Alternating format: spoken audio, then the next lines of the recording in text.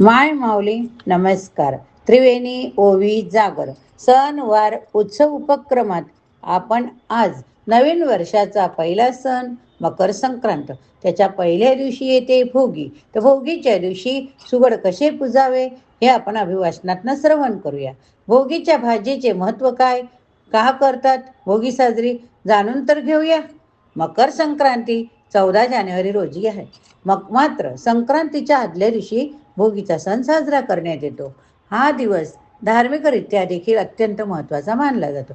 भोगी म्हणजे उपभोग घेणे असे म्हणतात. या दिवशी अन्नाचा उपभोग घ्यावा अशी समजूत आहे. हा सण हिवाळ्यात येत असल्याने या ऋतूत हिरव्या पालेभाज्या, सर्व पालेभाज्या, रानभाज्या उपलब्ध असतात. या भाज्या एकत्र करून त्याची भाजी बनवतात. तिला भोगीची भाजी असे म्हणतात. देवाला नैवेद्य दाखवतात. या सणाचे धार्मिक महत्त्व काय ते तर जाणून घ्या.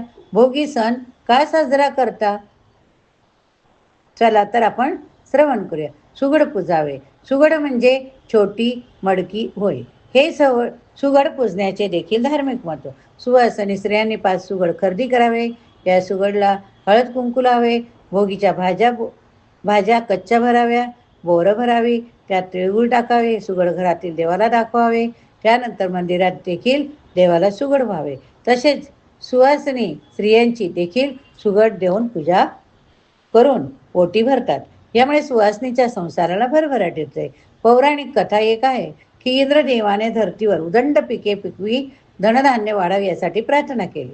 त्यामुळे पृथ्वीवर कायम धनधान्याची बरकत व्हावी, वर्षभर पिके यावी म्हणून भोगीचा सण साजरा करता अशी मान्यता. हा सण केवळ महाराष्ट्रात नाही, भारतात प्रत्येक राज्यात वेगळ्या ठिकाणी साजरा करतात. या सणाला पंजाबमध्ये लोहरी म्हणतात, तामिळनाडूमध्ये पोंगल म्हणतात, उत्तरायण राजस्थानमध्ये म्हणतात, तर आसाममध्ये भोगली पिऊ नावाने साजरा करतात. या सणापासून वर्षावरील सर्व सणांची सुरुवात होते.